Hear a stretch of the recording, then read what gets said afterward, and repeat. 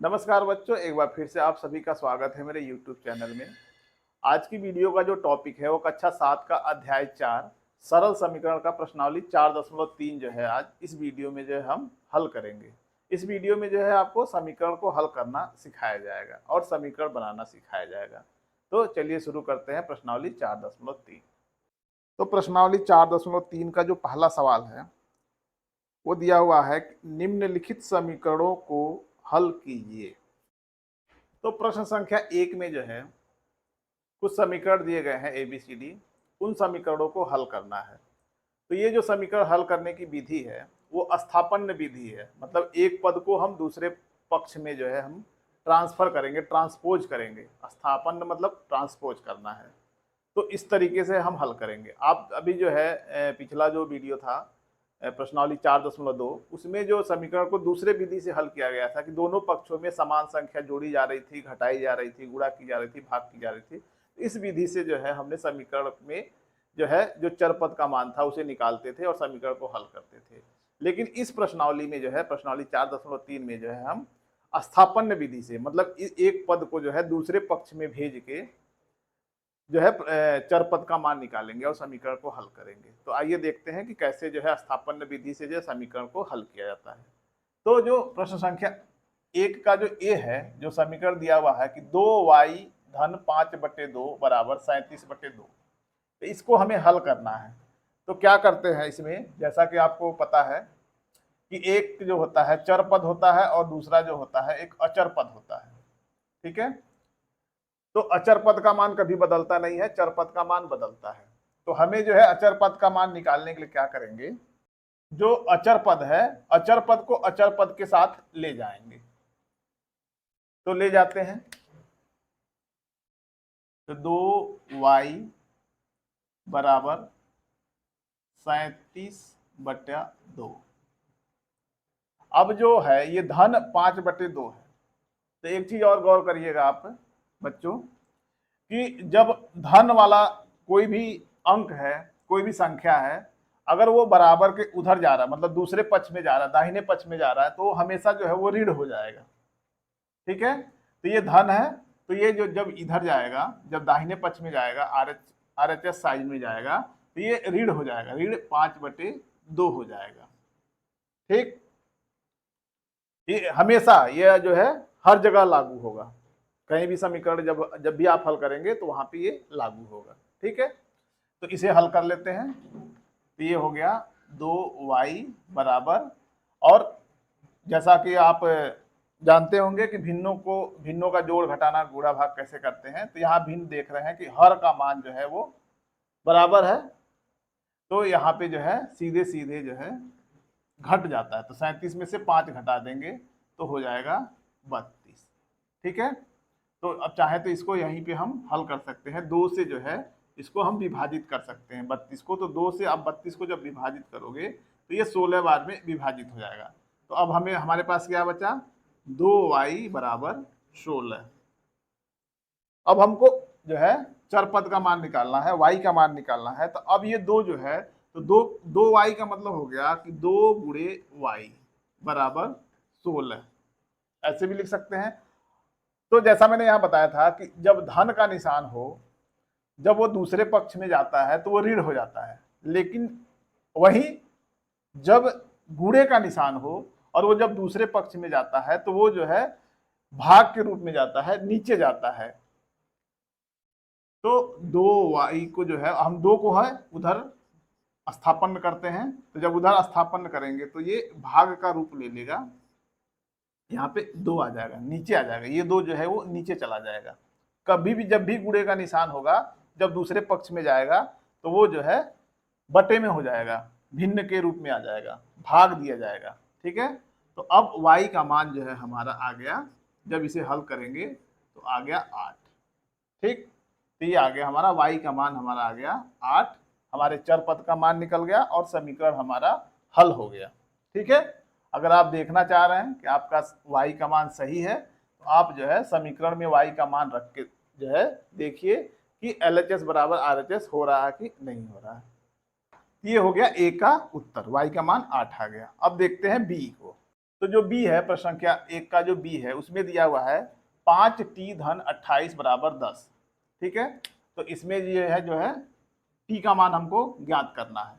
तो इसे लिखेंगे हम 5t बराबर, अब इस पद को जो है हम दूसरे पक्ष में ले जाएंगे। तो जब इस पक्ष को हम दूसरे तरफ ले जाएंगे, मतलब अचर पद को अचर पद के साथ ले जाएंगे, तो जैसा मैंने अभी बताया था कि जब धन का निशान होगा, जब ये दूसरे पक्ष में जाता है तो ये ऋण का निशान हो जाता है। तो ये हो गया ऋण 28। अब 5t बराबर, अब धन और ऋण जब मिलता है तो वो ऋण हो जाता है, मतलब घटता है, और तो इसका उत्तर आएगा ऋण 18। ऋण 18 क्यों आएगा, ऋण इसके साथ क्यों लगा, क्योंकि जो बड़ी संख्या है उसके साथ ऋण का निशान है। ठीक, तो ये आ गया ऋण 18। अब हमें t का मान निकालना है, तो 5t को जो है हम 5 गुणे t लिख सकते हैं, और ये हो गया 18। ठीक, जैसा मैंने बताया था कि अगर गुणे का निशान है तो जो संख्या होगी वो हमेशा नीचे जाएगी। तो t बराबर लिखेंगे हम 18 ऋण 18 बटे 5। अब हम देख रहे हैं कि ये 5 से जो है 18 विभाजित नहीं हो रहा है, तो t का मान जो है यही आएगा, ऋण 18 बटे 5। यही उसका आंसर होगा, इसका आंसर ये होगा। ठीक, ये है प्रश्न संख्या 1 का सी का जो है समीकरण। इसे हल करते हैं स्थानापन्न विधि से। तो यहाँ पे लिखेंगे a बटे 5 बराबर, अब ये जो है अचर पद को अचर पद के साथ ले आएंगे, तो ये धन का निशान है, तो इधर जाएगा तो क्या हो जाएगा, ऋण हो जाएगा। तो a बटे 5 बराबर, इसे जब ऋण और धन जब मिलता है तो ऋण हो जाता है, घटता है, और जो बड़ी संख्या होती है और बड़ी संख्या के साथ जो चिन्ह होता है वही उसके साथ लगता है। तो 3 में से जब 2 घटाते हैं तो 1 आता है, और इसके साथ निशान आएगा ऋण 1 का, क्योंकि बड़ी संख्या 3 है जिसके साथ ऋण का निशान है। अब जो है हम a का मान निकालना है हमको। तो a का मान निकालने के लिए क्या करेंगे, ये जैसा आप देख रहे हैं कि बटे के निशान में है, भाग के निशान में है, तो भाग का जो निशान होता, अगर जो मतलब अगर बाएं पक्ष में जो है अगर भाग का निशान है, तो जब वो दाहिने पक्ष में जाता है तो वो गुणे के निशान में बदल जाता है। तो ये भाग के रूप में है, तो जब ये जो है दाहिने पक्ष में जाएगा तो ये हो जाएगा ऋण 1 और गुणे 5 हो जाएगा। ठीक है, तो धन है, अगर बाएं पक्ष में धन है तो दाहिने पक्ष में जाएगा तो ऋण हो जाएगा। अगर बाएं पक्ष में धन का ऋण का निशान है तो वो दाहिने पक्ष में जाएगा तो धन का निशान हो जाएगा।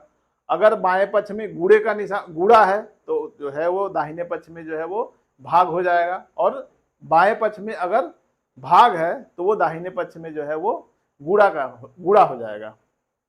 ठीक है, तो इस चीज को आप हमेशा याद रखना। तो ये गुणा हो गया, तो a बराबर हमारा आ गया, जब ऋण 1 में जब 5 का गुणा करेंगे तो आ जाएगा ऋण 5।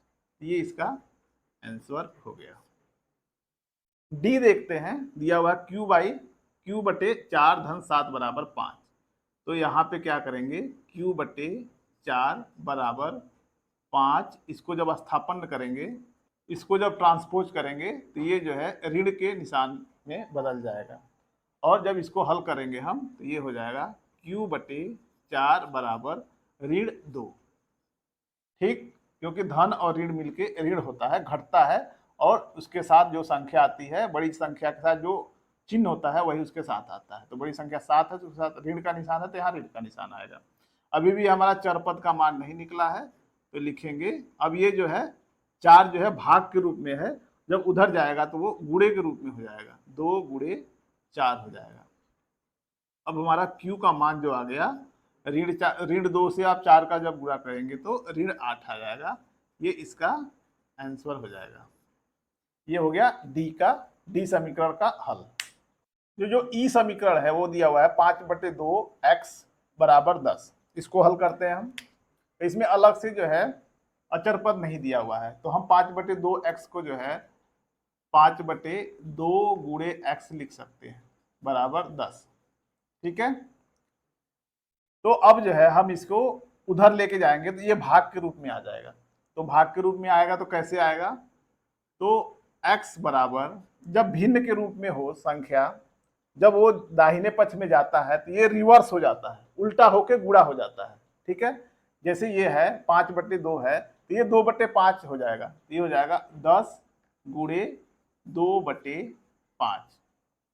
हमेशा याद रखना है आपको बच्चों कि कभी भी जो है बाएं पक्ष में जो है कोई भी भिन्न है और वो गुणे के रूप में है, तो जब उसे हम दाहिने पक्ष में ले जाते हैं तो वो गुणे के रूप में रहता है, लेकिन जो है जो भिन्न होता है वो रिवर्स हो जाता है।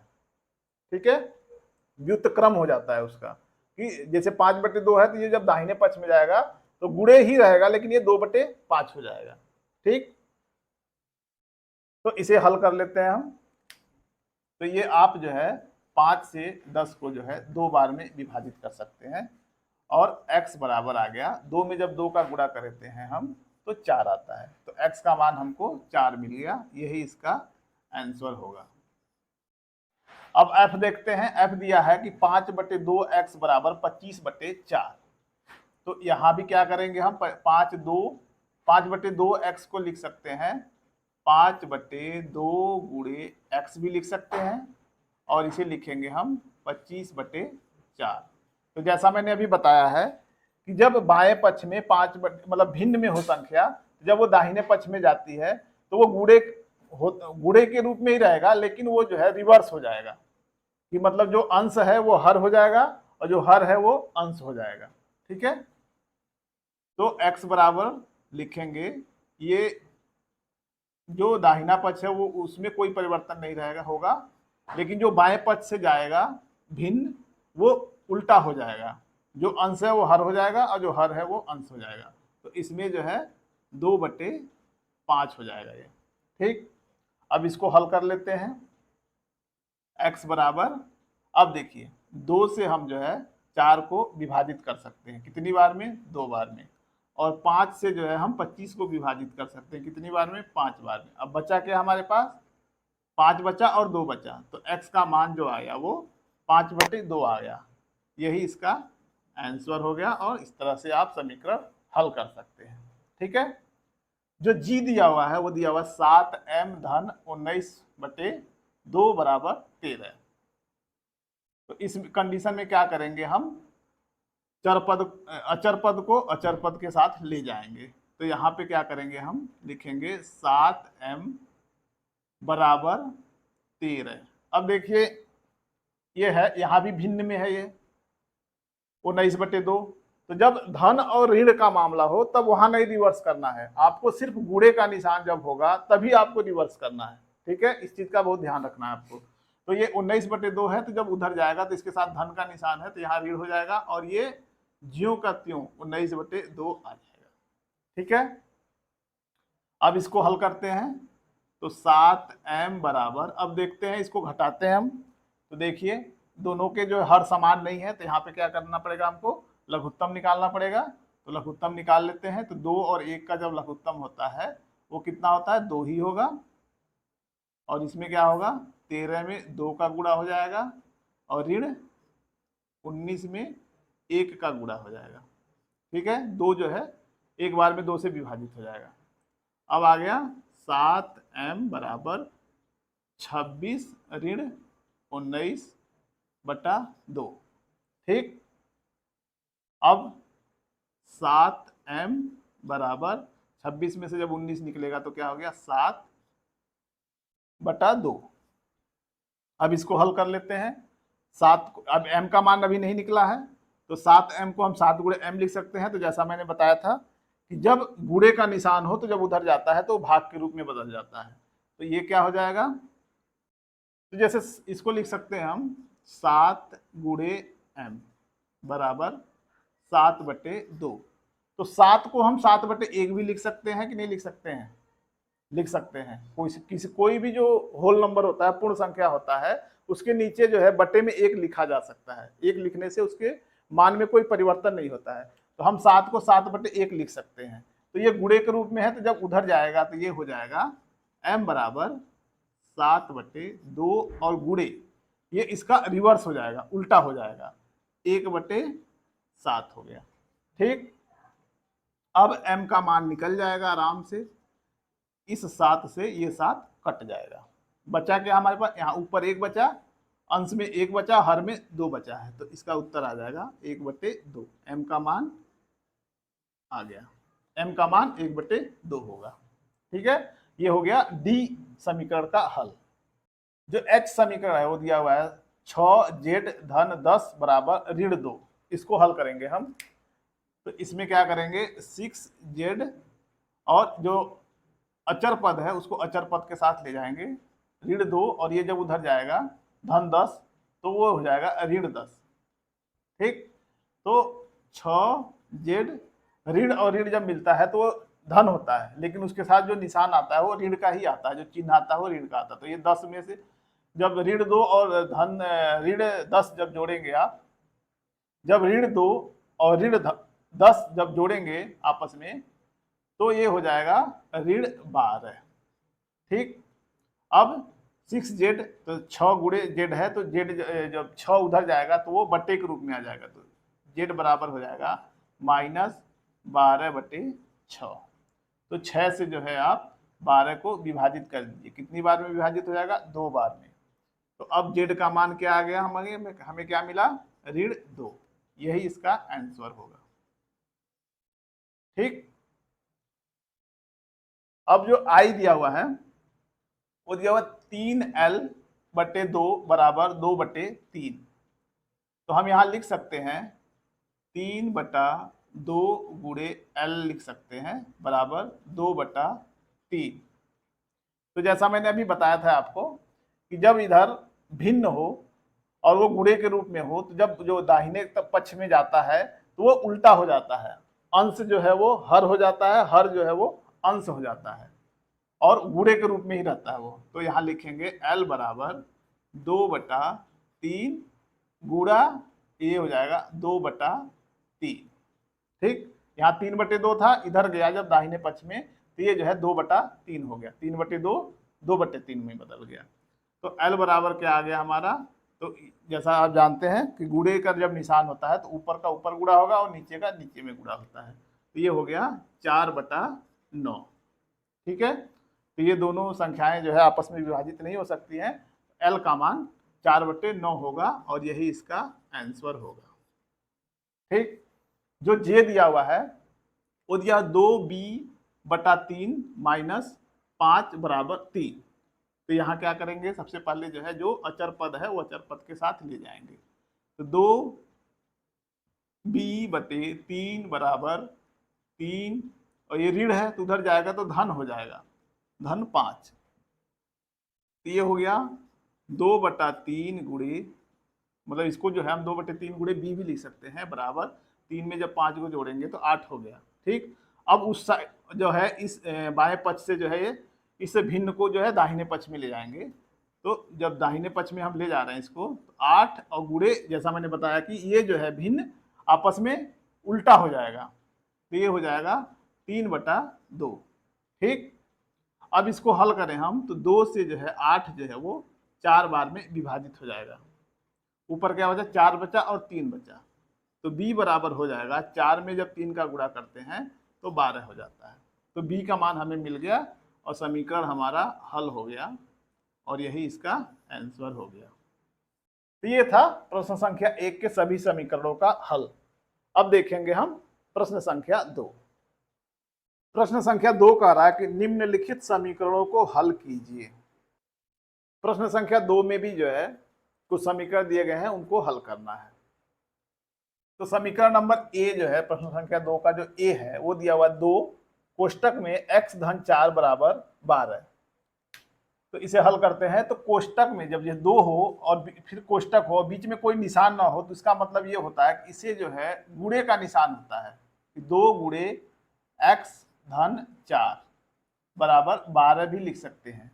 कहीं पे भी जो है अगर एक संख्या है और फिर बाद में कोष्टक है और बीच में कोई निशान नहीं है, तो वहां पे जो है गुणे का निशान जो है छिपा हुआ होता है। इस बात का आप ध्यान रखेंगे बच्चों। तो जैसा मैंने अभी बताया था जब क्वेश्चन नंबर 1 कर रहा था, तो कि जब गुणे का निशान होता है तो जब वो दाहिने पक्ष में जाता है तो वो भाग के रूप में बदल जाता है। तो इसे जब हम लिखेंगे, जब इस 2 को जब हम दाहिने पक्ष में ले जाएंगे तो ये हो जाएगा x-4 बराबर 12/2। ठीक, अब इसको हल कर लेते हैं हम। तो 2 से जब आप 12 को भाग देंगे तो ये 6 बार में जो है विभाजित हो जाएगा। तो ये हो गया हमारा x धन 4 बराबर 6। ठीक, अब इस अचर पद को जो है हम अचर पद के साथ ले जाएंगे। तो x बराबर जो है ये धन 4 है तो उधर जाएगा तो ऋण 4 हो जाएगा। तो 6 ऋण 4 x बराबर 2। ठीक, x का मान हमारा मिल गया, यही इसका उत्तर होगा। तो प्रश्न संख्या 2 का जो b है वो दिया हुआ है कि 3 कोष्टक में n ऋण 5 कोष्टक बंद बराबर 21। तो जैसे मैंने यहाँ बताया था आपको कि 3 और कोष्टक में n माइनस 5 लिखा हुआ है, तो इसका मतलब हो गया कि 3 गुणे n ऋण 5 भी लिख सकते हैं हम इसको। ठीक, अब जो ये गुणे वाला जो अचर पद है, जब ये दाहिने पक्ष में जाएगा तो ये भाग के रूप में जाएगा। तो यहाँ पे हम लिखेंगे n ऋण 5 बराबर 21/3। ठीक, ये जो है ये भाग के रूप में चला जाता है हमेशा। तो ये इसे जब हल करेंगे आप तो ये 3 से जब आप इसे भाग देंगे तो ये 7 बार में विभाजित हो जाएगा। तो यहाँ हमें मिल गया n ऋण 5 बराबर 7। अब हमें n का मान निकालना है, तो इस 5 को इस अचर पद को अचर पद के साथ ले जाएंगे। तो n बराबर ये ऋण है तो उधर जाएगा तो धन हो जाएगा, तो 7 और धन 5। तो n का मान हमें मिल गया 12। ये इसका आंसर हो गया। तो सी जैसा दिया हुआ है कि 3 कोष्टक में n ऋण 5 बराबर ऋण 21। इसे कैसे हल करना है देखिए आप। तो 3 है कोष्टक में n ऋण 5 है, तो ये जो 3 है जो है ये गुणे के रूप में है। इसे आप लिख सकते हैं कि 3 गुणे कोष्टक में n ऋण 5 बराबर ऋण 21। तो जब इधर गुणे का निशान है, गुणे का चिन्ह है, तो ये उधर जब जाएगा तो भाग के रूप में बदल जाएगा। तो n ऋण 5 बराबर ऋण 21/3। ठीक, जब आप इसे हल करेंगे तो 3 को जो है 21 को जब विभाजित करेंगे 3 से तो ये हो जाएगा 7। ठीक है, और इसके साथ ऋण है तो ये ऋण रहेगा इसके साथ। तो अब हो गया हमारा n ऋण 5 बराबर ऋण 7। ठीक, अब जो ये ऋण 5 है वो जो है हम दाहिने पक्ष में ले जाएंगे। तो n बराबर ऋण 5 है तो उधर जाएगा तो क्या हो जाएगा, धन 5 हो जाएगा। तो ऋण 7 और धन 5। n का मान जब आ गया हमारा, तो जहां ऋण और धन होता है तो हमेशा वहां पे संख्याएं घटती हैं।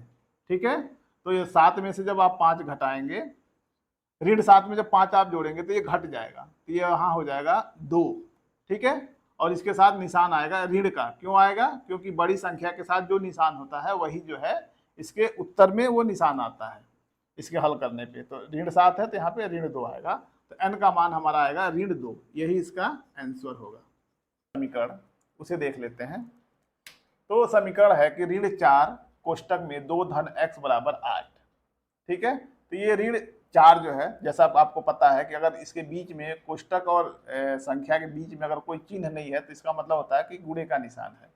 तो जब गुणे का निशान जब जिस संख्या के बीच में हो, तो जब वो जो दाहिने पक्ष में जाता है तो वो भाग के रूप में हो जाता है। तो इसे लिखेंगे अगला स्टेप में कि 2 धन x बराबर 8, और ये जब इधर गया तो हो गया भाग के रूप में ऋण 4। ठीक है, जब ऋण 4 है तो ये दाहिने पक्ष में, अगर गुणे का है तो दाहिने पक्ष में भी जाएगा, तो ऋण जो है हमारा धन में नहीं बदलेगा, वो ऋण ही रहेगा, लेकिन वो होगा गुणे के स्थिति में, भाग की स्थिति में। लेकिन धन और घटाना की स्थिति में क्या होता है, जब दाहिने पक्ष में जाता है तो चिन्ह बदल जाता है। तो ऐसे हल कर लेते हैं, तो ये हो जाएगा 2 धन x बराबर, इसे आप 2 बार में विभाजित कर सकते हैं 4 से, तो 4 दूना 8। तो इसका उत्तर आ गया 2 धन x बराबर हो गया 2 बटा ऋण 1 आ जाएगा। तो जैसा देख रहे हैं कि यहाँ ऋण आया हुआ है, 2 बटे ऋण 1 आया हुआ है। तो ऋण 1 मतलब ये जो इस तरह से अगर कहीं भी जो है अगर भिन्न लिखा हुआ है तो इसको जो है हम ये कह सकते हैं कि जो है ये एक मानक नहीं है इस तरह का लिखने का। इसको जो है हम स्टैंडर्ड फॉर्म में करेंगे। ठीक है, एक मानकीकरण में करेंगे। तो मानकीकरण में करने के लिए क्या करेंगे, तो मानकीकरण के लिए क्या करेंगे, इस ऋण को जो है हमें हटाना है। तो इस ऋण को हटाने के लिए क्या करेंगे, हम अंश और हर में जो है ऋण 1 से हम गुणा कर देंगे, तो गुणा करेंगे तो ये ऋण एक जो है हट जाएगा, तो कर देते हैं इसको। ये हो गया 2 धन x बराबर 2 बटा ऋण 1 गुणे ऋण 1 और गुणे ऋण 1। ठीक, अगला स्टेप हमारा हो गया 2 धन x बराबर, अब ये 2 में जब 1 का गुणा हुआ ऋण 1 का, तो ये हो जाएगा ऋण 2, और ये जो है ऋण और ऋण 1 का गुणा होता है तो 1 हो जाता है। ठीक है, तो ये -2/1 लिखें या 1 को ना लिखें तो कोई फर्क नहीं पड़ता है। ठीक है, अब जो है इसे हल कर लेते हैं, तो x बराबर हो गया हमारा, ये जो धन 2 है उधर जाएगा तो ये ऋण 2 हो जाएगा, तो बराबर हो गया -2, और ये ऋण धन 2 था इधर गया तो ऋण 2 हो गया, तो x बराबर हमारा उत्तर आ गया ऋण 4। तो ये उसका उत्तर होगा। ठीक है, ये हो गया प्रश्न संख्या 3 के डी का उत्तर। इस तरीके से आपको हल करना। कहीं भी अगर जो हर में अगर माइनस आता है, ऋण का निशान आता है, तो सबसे पहले आपको जो है हर का जो ऋण का निशान है उसे हटाना चाहिए, तभी आपका आंसर सही आएगा। अब जो है प्रश्न संख्या 2 का जो ई है, ये दिया हुआ है 4 गुणे 2 ऋण x बराबर 8, तो हम इसे लिख सकते हैं 2 ऋण x बराबर 8/4। ठीक, और इसे हल करेंगे तो आप 4 से जो है 2 बार में 8 को विभाजित कर सकते हैं, तो इसे हम लिखेंगे 2 ऋण x बराबर 2। ठीक, अब यहाँ हो जाएगा, अब जो अचर पद को एक तरफ ले जाएंगे तो हो जाएगा ऋण x बराबर 2, और ये इधर गया तो ऋण 2। ठीक, तो x बराबर हो गया ऋण x बराबर हो गया 2 में से जब 2 गया तो 0।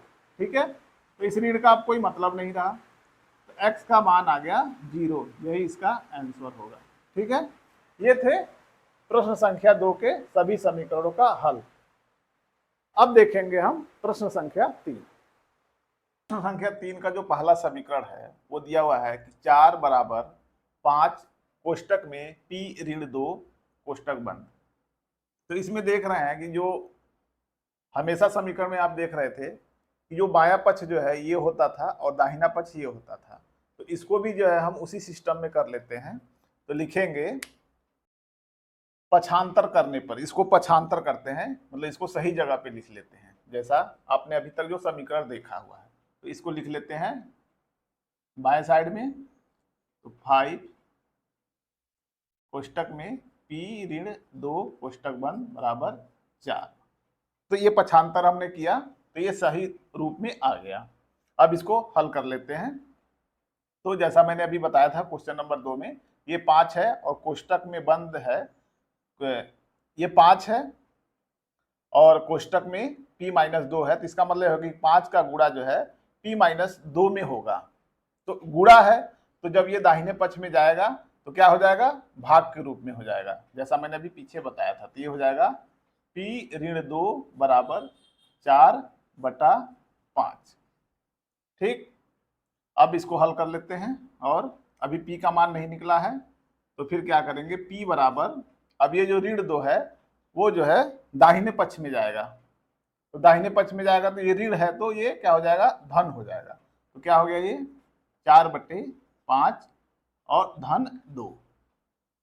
अब ये भिन्न है, तो भिन्नों का जो जोड़ होता है उसे कर लेते हैं।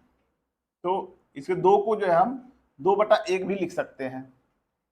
तो 5 और 1 जब हर बराबर नहीं होते हैं तो जब क्या करते हैं, लघुत्तम निकालते हैं। तो लघुत्तम निकाल लेते हैं, 5 और 1 का जब हम लघुत्तम निकालते हैं तो वो 5 ही आता है। ठीक, फिर अब 5 से लघुत्तम जो आता है उसको भाग देते हैं, तो 5 से हम भाग देंगे तो एक बार में विभाजित हो जाएगा, तो जितनी बार में विभाजित होता है तो उतना ही संख्या इसमें से गुणा कर देते हैं। फिर धन 1 से 5 को विभाजित करेंगे तो 5 बार में विभाजित होगा, तो 2 गुणे 5। ठीक, अब आ गया हमारा 4 और धन 10/5। ये क्या हो गया, ऊपर वाला हो गया 14/5। तो ये आ गया आपका p का मान। ठीक है, और ये समीकरण भी आपका हल हो गया और यही इसका उत्तर होगा। तो ये हो गया तीसरे का ए का उत्तर। इस तरीके से आप उत्तर निकालेंगे। अब बी देख लेते हैं। बी जिसे दिया हुआ कि यहाँ दिया ऋण 4, सेम यही क्वेश्चन है लेकिन यहाँ पे ऋण 4 दे दिया है, तो वही समीकरण है। तो इसे भी पक्षांतर कर लेते हैं। पक्षांतर करने पे क्या हो जाएगा, ये 5 कोष्टक में p ऋण 2 बराबर ऋण 4, ये सही रूप आ गया समीकरण का। अब p ऋण 2 बराबर ये हो गया ऋण 4, और ये जो है 5 उधर जब गया तो ये जो है भाग के रूप में आ गया। अब p बराबर, अब ये हो गया ऋण 4/5, और ये ऋण 2 है तो ये हो जाएगा धन 2। ठीक, तो धन 2 को हम 2/1 भी लिख सकते हैं। 2/1 इसलिए लिख दे रहे हैं ताकि ये भिन्न है, तो ये इसे भी हमने भिन्न बना दिया, ताकि इसका जोड़ने में आपको, जब मैं इसे जोड़ूं तो आपको समझ में आए। तो यहाँ हो गया p बराबर, अब इन दोनों का जब एलसीएम निकाले हैं, जैसा मैंने यहाँ पे एलसीएम निकाला है, तो इसका एलसीएम 5 ही आएगा, और ये हो जाएगा ऋण 4 गुणे 1 धन 2 गुणे 5। यहाँ पे जैसा मैंने समझाया था कि जो एलसीएम जब निकालते हैं, जब एलसीएम निकल जाता है तो एलसीएम में जो है जो हर होता है उससे भाग देते हैं, तो जितनी बार में वो विभाजित होता है, तो एलसीएम जितनी बार में विभाजित होगा उस संख्या को हम उतनी बार में गुणा करते हैं। तो इसका हल आ गया p बराबर ऋण 4 धन 10/5। अब p बराबर, ये ऋण 4 है और धन 4 है, तो ऋण और धन जब मिलता है तो ऋण हो जाता है, घटता है। तो 10 में से आप 4 घटाएंगे तो क्या हो जाएगा, 6 आ जाएगा। इसके साथ चिन्ह कौन सा आएगा, वो प्लस का चिन्ह आएगा। क्यों आएगा, क्योंकि बड़ी संख्या जो है वो 10 है बटा 5। ये आ गया p का उत्तर, और ये इसका आंसर हो गया, चरपद का मान निकल गया। ठीक, अब देखते हैं प्रश्न संख्या 3 का जो c है। तो दिया हुआ है कि 16 बराबर 4 धन 3 कोष्टक में t धन 2। तो इसको भी क्या करेंगे, हम पहले पक्षांतर करेंगे, सही रूप में लिखेंगे इसको पक्षांतर करने पर। तो पक्षांतर करने पे क्या आ रहा है, ये 4 धन 3 t + 2 बराबर 16 आ गया। ठीक है, ये पक्षांतर हमने कर दिया। ठीक, अब क्या करेंगे, इसमें अगला स्टेप करेंगे। ये जैसे देख रहे हैं कि ये 4 और धन 3 दिया है, तो इसमें हमें क्या करना है, ऐसे जब सवाल आते हैं तो ऐसा नहीं करना कि आपको 4 में 3 जोड़ के फिर हल करना है, ऐसा नहीं करना है।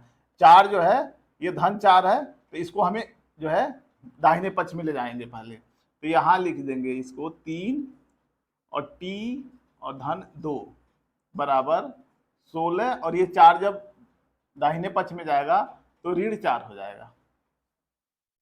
ठीक, अब क्या करेंगे, इसको, ये 3 है गुणे में है, तो जैसा कि अभी पीछे बताया था मैंने, तो ये गुणे में है तो उधर जाएगा तो भाग के रूप में हो जाएगा। तो इधर क्या हो गया, t + 2 बराबर 16 में से जब 4 गया तो क्या बचा 12, और ये हो गया 3। ये 3 जो है वो भाग के रूप में आ गया।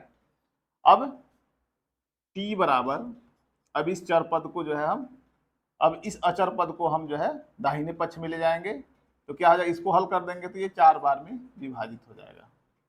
तो अब क्या हो गया, क्या बचा यहाँ 4, और ये जो 2 है ये इधर जाएगा तो ऋण 2 हो जाएगा, और t का मान मिल गया हमको 2। ठीक है, तो इस तरीके से जो है इस टाइप के आप समीकरण को हल करेंगे, इस तरह से अगर हो तब। ठीक है, ये इसका आंसर हो गया। अगर आपने इसको 4 और 3 को जोड़ के फिर अगर समीकरण को हल करोगे बच्चों, तो ये इसका उत्तर जो है वो गलत आएगा। अब जो प्रश्न संख्या 3 का जो डी है समीकरण दिया हुआ है कि 4 धन 5 कोष्टक में p ऋण 1 बराबर 34। ठीक है, तो यहाँ भी क्या करेंगे हम, तो यहाँ तो समीकरण जो है जो बाएं पक्ष में होता है वो बाएं पक्ष में, जो दाएं पक्ष में होता है दाएं पक्ष में है। ठीक है, तो इसे क्या करेंगे, हम सीधे हल करना शुरू करेंगे।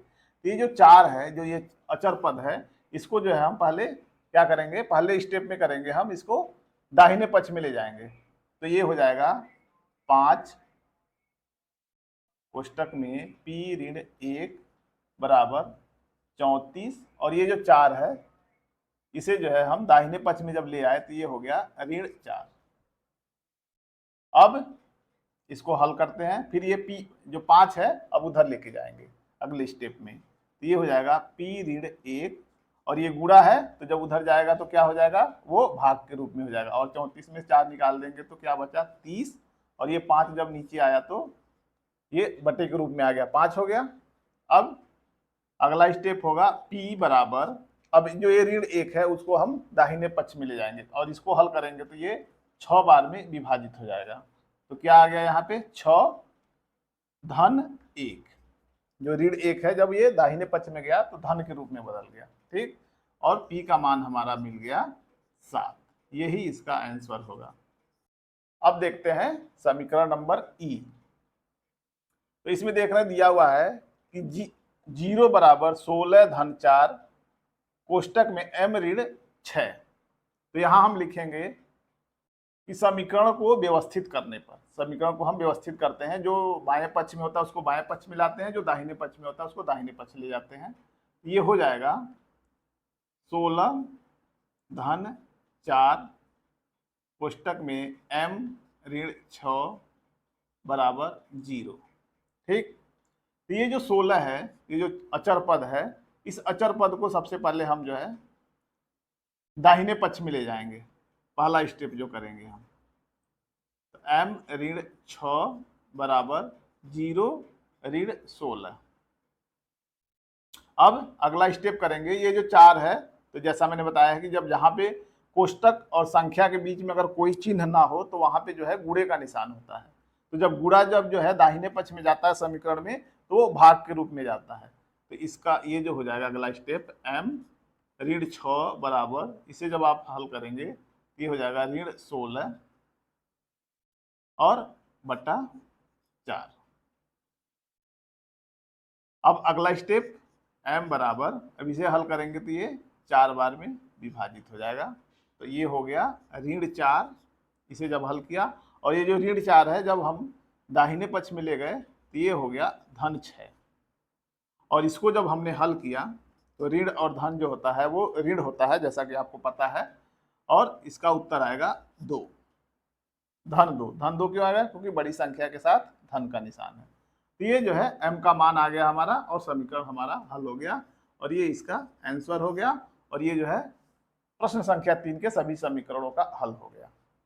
तो प्रश्न संख्या 4 कह रहा है कि उसमें जो है a दिया हुआ है, उसमें 2 क्वेश्चन है a और b करके। तो a दिया हुआ है कि x बराबर 2 से प्रारंभ करते हुए 3 समीकरण बनाइए।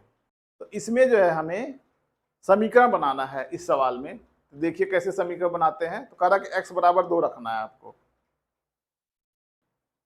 तो यहाँ हमने इस तरह से 3 खाने बना लिए हैं, 3 समीकरण बनाना है, तो 3 इस तरह से खाना बना लिया है। तो हमने यहाँ लिख दिया x बराबर 2, यहाँ भी लिख दिया x बराबर 2, यहाँ भी लिख दिया x बराबर 2। तो हमने पहला स्टेटमेंट लिखेंगे हम कि दोनों पक्षों में जो है हम 5 से गुणा करने पे, जैसा कि आपको पता है कि दोनों पक्षों में अगर समान संख्या से जो है अगर गुणा किया जाए तो समीकरण की जो सत्यता नहीं बदलती है। तो हम यहाँ पे दोनों पक्षों में 5 से गुणा करते हैं। तो यहाँ लिखते हैं 5 गुणे x, और इधर हो गया हमारा 2 गुणे 5, ठीक। तो इसे जब हम अगला स्टेप लिखेंगे तो ये हो जाएगा 5x 5x बराबर 10, ठीक। एक हमारा समीकरण ये बन गया। तो इसी तरह कहा कि 3 समीकरण बनाना है हमको, तो 5x बराबर 10 एक समीकरण हमारा बन गया, ठीक है। अब दूसरा करते हैं, दूसरा समीकरण बनाते हैं। तो यहाँ भी लिखेंगे, तो यहाँ हम स्टेटमेंट लिख रहे हैं कि दोनों पक्षों में 3 जोड़ने पे, तो जैसा आपको पता है कि अगर दोनों पक्षों में समान संख्या जोड़ी जाए तो समीकरण जो है हमारा सत्य होता है। तो हम यहाँ पे समीकरण बनाने के लिए क्या करते हैं, तो यहाँ हम लिखेंगे x धन 3 बराबर 2 धन 3। अगला स्टेप लिखेंगे x धन 3 बराबर 5। ये हो गया हमारा दूसरा समीकरण। ये हमें दूसरा समीकरण मिल गया, ये पहला समीकरण मिला, ये दूसरा समीकरण मिला।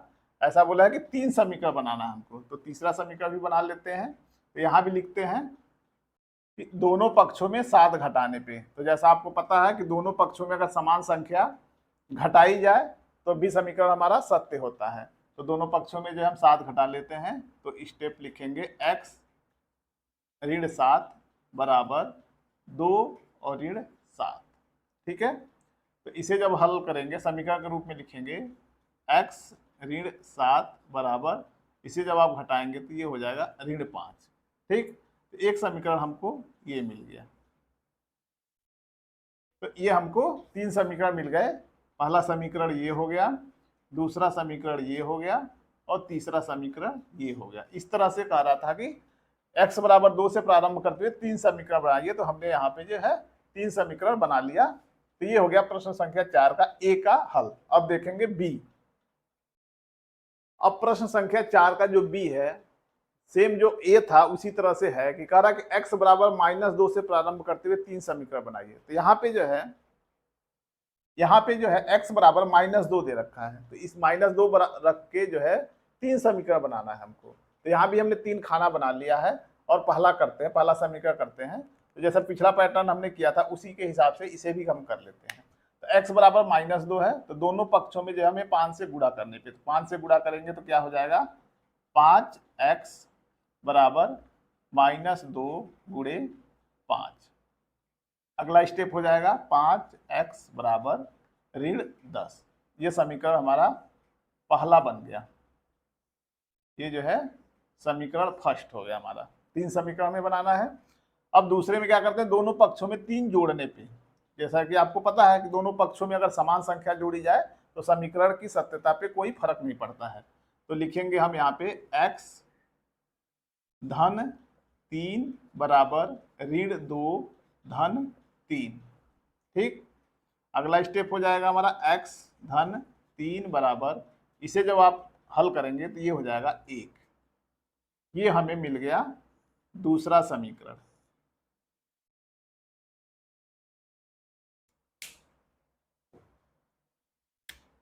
तीसरा जो है x बराबर -2, तो दोनों पक्षों में हम जो है 7 घटाने पे, तो यहाँ पे लिखेंगे x ऋण 7 बराबर ऋण 2 और ऋण 7। दोनों पक्षों में समान संख्या जो हमने घटाई है। अगला स्टेप होगा x ऋण 7 बराबर ऋण 2 और ऋण 7 को जब आपस में हम मिलाते हैं, प्रक्रिया करते हैं तो वो जुड़ जाता है, जुड़ने की प्रक्रिया होती है। तो ऋण 2 और ऋण 7 को जब आपस में आप मिलाएंगे तो ये हो जाएगा ऋण 9। ये संख्याएं जुड़ती तो है लेकिन संख्या जो चिन्ह होता है वो ऋण का ही होता है। तो ये हमारा तीसरा समीकरण मिल गया। ये हो गया हमारा तीसरा समीकरण। ठीक है, तो इस तरह से जो है हमने प्रश्न संख्या 4 का बी जो है हल कर लिया और इसी के साथ साथ जो है हमने प्रश्नावली 4.3 के सभी सवालों को हल कर लिया। उम्मीद करता हूं आपको ये वीडियो पसंद आया होगा और 4.3 पूरी तरह से समझ में आया होगा। फिर भी अगर आपको कोई सवाल आपके मन में है तो आप कमेंट बॉक्स में जरूर पूछिए। अगर आप इस चैनल पर नए हैं तो जो है इस चैनल को जरूर सब्सक्राइब करें और इस वीडियो का फायदा अधिक से अधिक लोगों को मिले, तो इसलिए इस वीडियो को अधिक से अधिक लोगों के पास शेयर करें। धन्यवाद।